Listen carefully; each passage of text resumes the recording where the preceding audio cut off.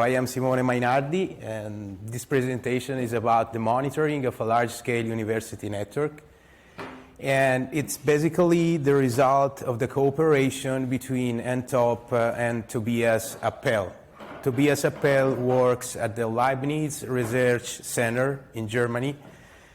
This research center is basically the institution who actually operates this large-scale university network. So what are we going to see today?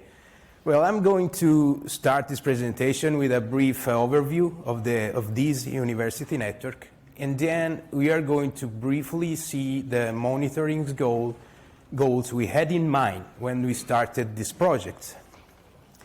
And then I'm going to move to discuss the main challenges we have faced and the main solutions we have found when trying to monitor this challenging infrastructure.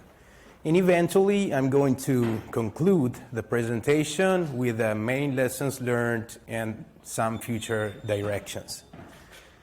Okay, a few words on the university network. The university network is the Munich scientific network, which is basically the backbone for Munich universities and research centers.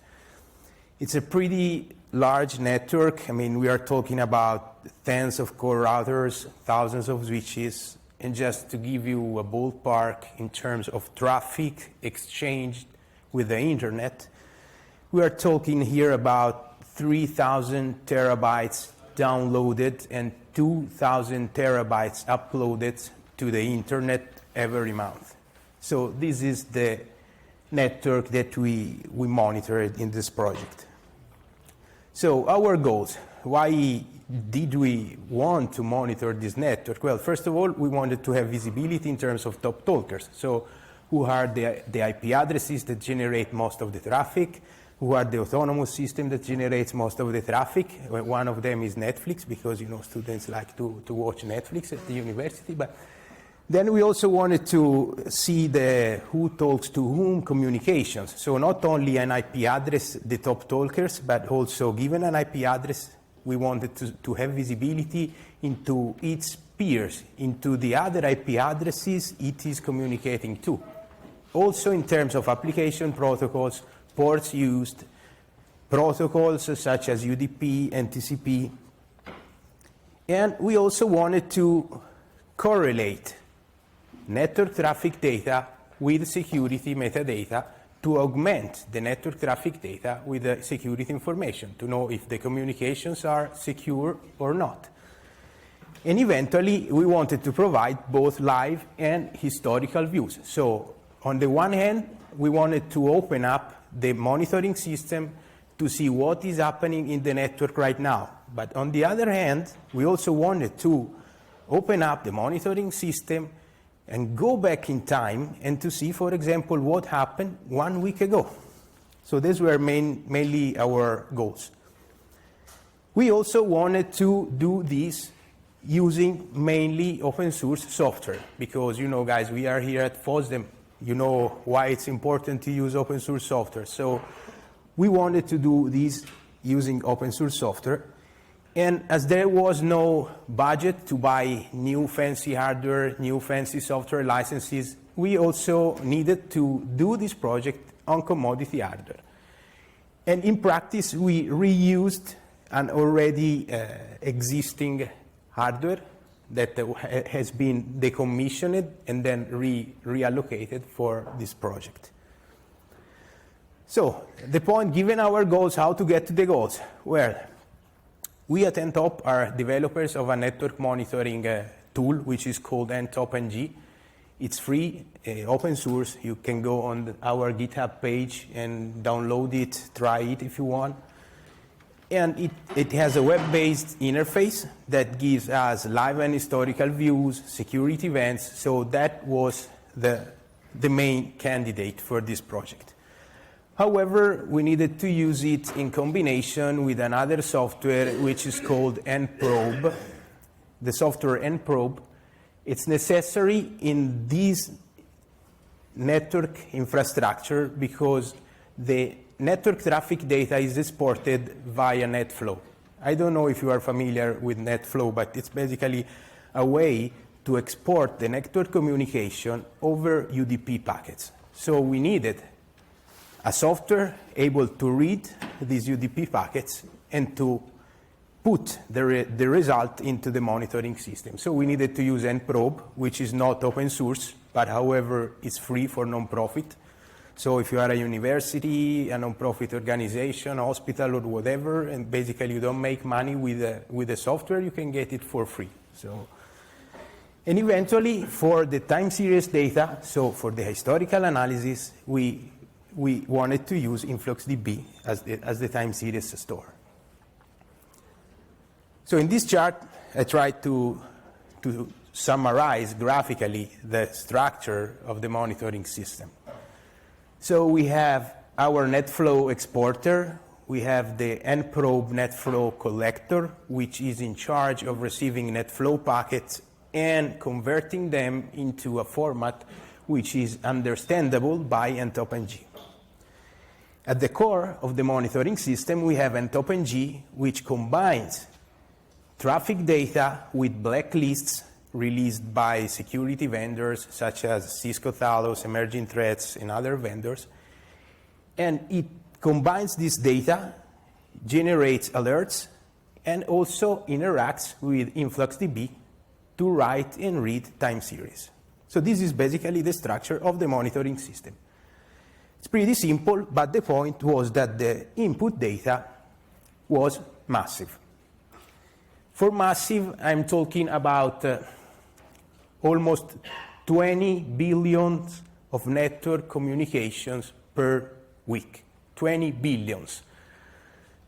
It's an average of almost 50,000 network communications per second, every second of the week on average. So the point was not in having that monitoring system. The point was in making that monitoring system work at that scale. And indeed, this presentation is about the main challenges. It's about basically how we managed to make these to make this monitoring system work at this scale.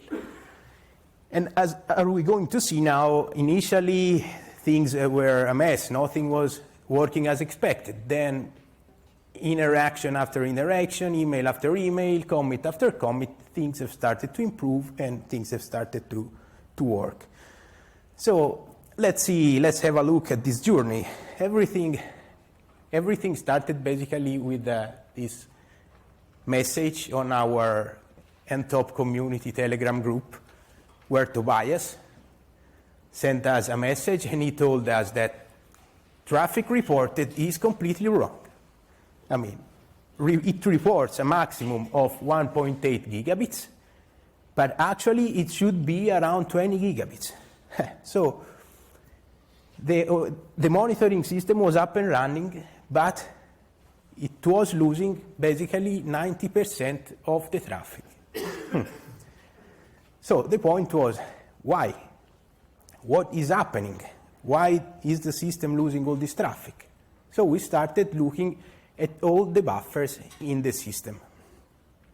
We started studying the buffers, and what we found out is that the drops were occurring at the very beginning of the monitoring system. They were occurring on the UDP socket in charge of receiving the NetFlow packets.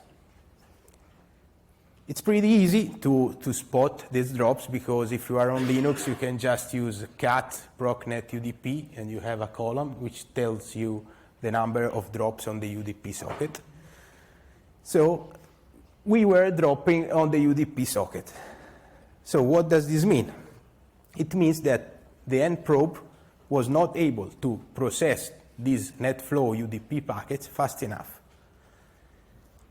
However, we were confused because we started monitoring the rate of these NetFlow packets, and we found out that this rate was always less than 10,000 packets per second. And we were confused because we knew that nprobe could process even 25,000 packets per second. So we said, on the one hand, we have just 10,000 packets per second, but we still have drops on the UDP socket. So why this thing is dropping? Why mprobe is dropping? Well, we were looking at the wrong time scale, because on a sub-second scale, the net flow exported, the net flow packets, were arriving in very, very steep bursts. So on a sub-second scale here, look, from 0 to 1 second, you have a huge burst of packets and then silence, huge burst of packets and then silence. So that was causing the drop. We were looking at the wrong time scale. So what was happening here is basically there were idle periods where mprobe was just doing nothing. And then it was asked to do a huge amount of work in a very short period of time. And that was causing the drop. So how did we fix this? Well, we couldn't change this bursty behavior of the net flow exporter. So we needed to make mprobe even faster. So we started studying how to make this mprobe faster, and we found out that a lot of time was spent in converting net flow to JSON, because JSON was a standard used by ntopng to read input traffic. So we said, okay, JSON conversion, it's very expensive. We dropped JSON in favor of a pretty simple type length value encoding. And along with other changes, we made it to work at this rate. So this is now, after these changes, it seems that everything started working. So we received an email from Tobias. He told us, hey, it looks very good and stable now. So we said, wow, everything's done. The system is working. No, actually, it was only the first part of the story, because at least 2 other issues came out at this point. First, the downstream data store InfluxDB was eating up all the available memory in the system. So it was causing out of memories. The system was becoming unusable, all the swap gone, all the RAM gone, so system unusable first. And then we noticed that there were continuous scans of the whole network that was causing, let's say, fake hosts showing up. And we are going to see what does it mean, fake hosts, in a while. So let's have a look at these 2 other issues. This is, I don't know if you guys can read this right now. This is how we found the system after a few days. If you can read here, we had our InfluxDB instance, which was taking 100 gigs of memory, all the swap. So even if the system seems idle, all these cores almost idle, but the RAM was gone, completely used by InfluxDB. So this was another big issue, because the system was unusable. So we started looking more closely at InfluxDB. We started doing experiments and analysis of why InfluxDB was behaving like this. And we found out that the issue was due to the continuous queries.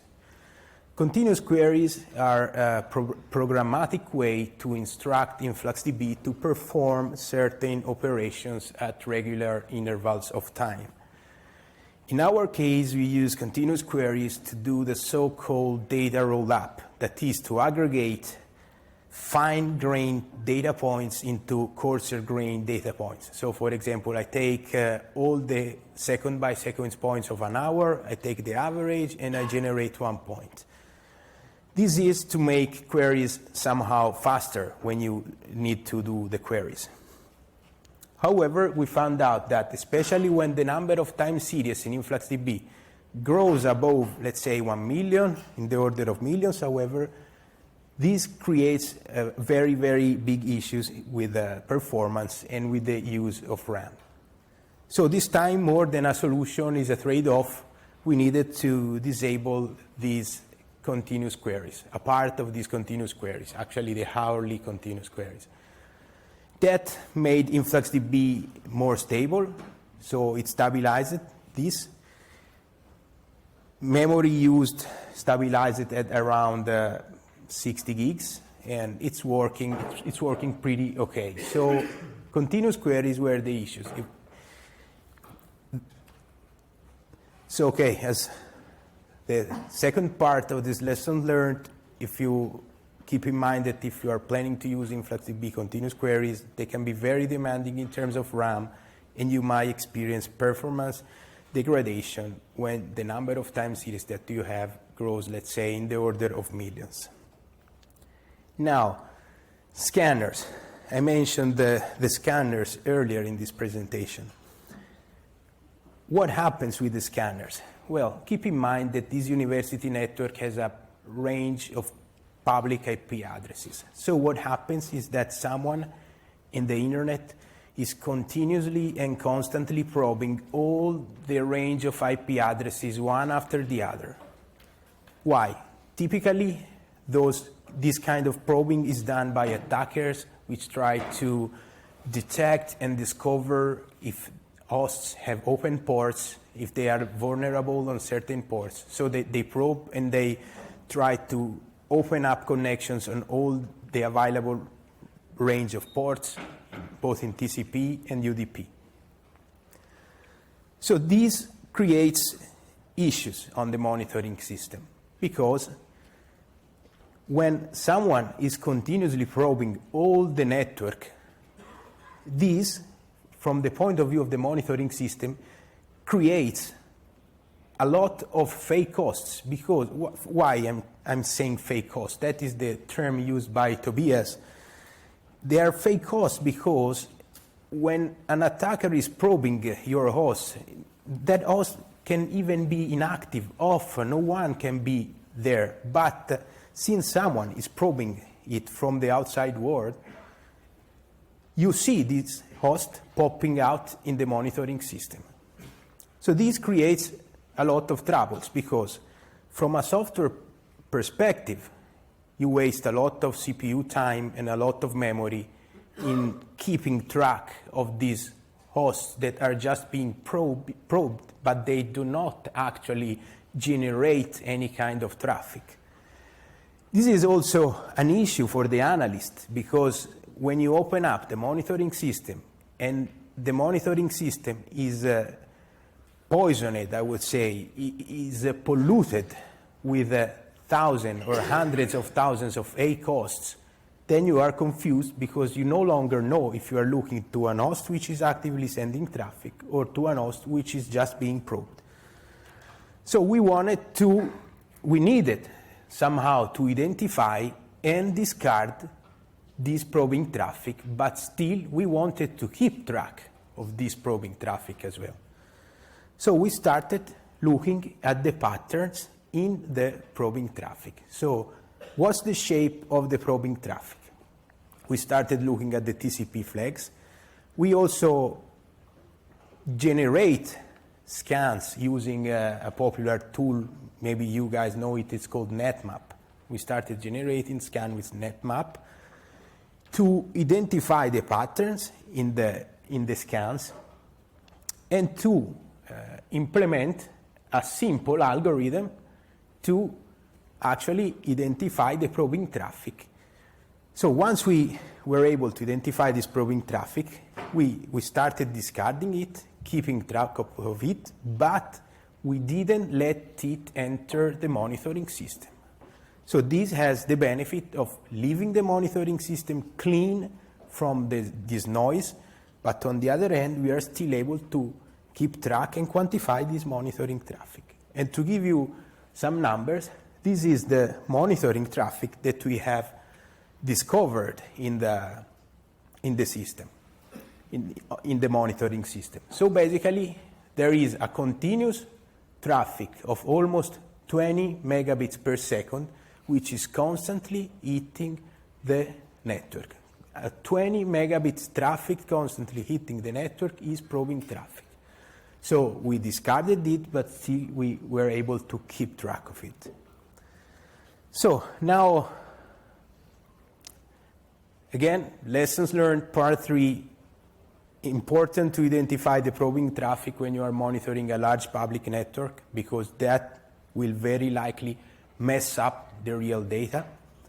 And you need to be very, very fast and efficient. This is fundamental, because you have always to stay up. You need to stay up. In the worst case, you don't have to play the game of the attackers, because it's when something bad is happening that a monitoring system is most useful. So you need to always stay up and always function. So be very, very fast and efficient. Let me show you now a couple of slides of what you can get out of the monitoring system. Now that everything is in place, the main problems have been solved, the monitoring system is up and running. Let me show you now something that you can extract from the monitoring system. I mentioned in the beginning of this presentation that we were interested into the who talks to whom communication. Well, I said, so let's have a look at these who talks to whom communications, but from a security perspective. So you open up the monitoring system, you just pick up the network communication, which is also known as flows. You select the status blacklisted, and you immediately have a live overview of all the communications that are taking place with your network that are known to be insecure, suspect. For example, at the first place here we have an host from Pakistan which is exchanging data with one of our hosts, and they have been exchanging almost 700 megabytes of data. So immediately, 2 clicks, boom, and you have visibility of what is happening, not only from a traffic point of view, but also from a security point of view. The same is true for the host. We have seen the network communication. The same is true for the host. For the host, we have defined a score, which is basically a trouble indicator. So you can just, with 2 clicks, select all the hosts, sort them by the score, and the hosts with the highest score are automatically those that are more relevant from a security perspective. If I pick the first one, for example, and I look at its communication flows that are active, I found out that this was doing pings towards a lot of blacklisted addresses. See all this ban here. So this host with a high score is contacting all these blacklisted hosts. So what is happening here? Is this host a victim? Is this host this host been compromised by someone? So in just a few clicks, even if the scale of this network is massive, in just a few clicks, you can see the network communication, you can see the hosts that are vulnerable, maybe the hosts that have been compromised, just in a very, very short period of time. So, well, it's time for me to wrap up. Basically, I hope the message here is that if you want to monitor a large-scale network, this is something that you can do using open source software and commodity hardware. You don't have to pay to buy fancy software licenses or to buy fancy hardware. You can just do it using open source software and commodity hardware. This is the hardware that we have used. It's a 2-time Intel Xeon but if you look at the cores, almost all the cores are idle. The load is not even 5. So it's even over provision to monitor all this traffic. And as future directions, now we are going to try other time series databases. We are considering timescale-DB. I don't know if you guys have experience with timescale-DB and you want to discuss with us later, that would be great. We are also working on efficient algorithms, not only to discard the probing traffic, but also to keep track of the top attackers, so the top sources that are creating the probing traffic. Again, that must be done in a very, very efficient way. And yeah, that's pretty much all. This is the dashboard. That I would like to close this presentation with a dashboard to show you what I've mentioned in the beginning. Here we have the top talkers and the top destinations of the traffics of the whole university network. And on the right side of this dashboard, we have the live part of the traffic here at the top and the historical part of the traffic here at the bottom, as you can see, last day view. And here we have a constant traffic, which is, let's say, up to 20 gigs per second during the day, and it goes even, let's say, at around 10 gigs during the night. So thanks for your time. If you have questions, please let me know, and thank you.